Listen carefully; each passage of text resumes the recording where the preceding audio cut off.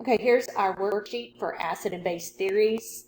You're going to get the answers to these off the Theories of Acids and Bases PowerPoint.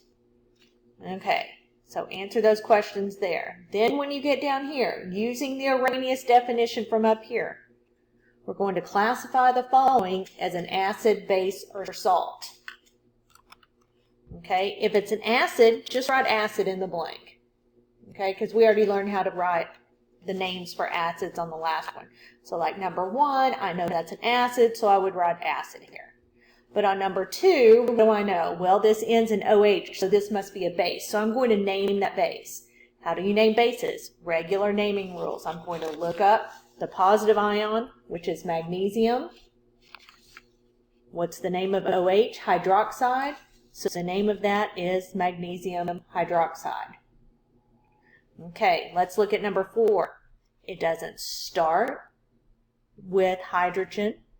It doesn't end in OH, so that tells me this one's a salt.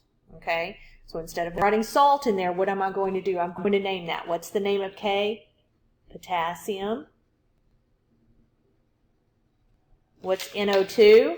I come up here, there's NO2, that's nitrite, so I got potassium nitrite.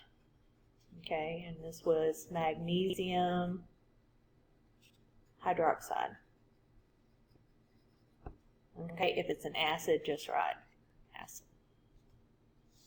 All right, the ones down here, you're going to find all those in your notes. If you have any questions, ask.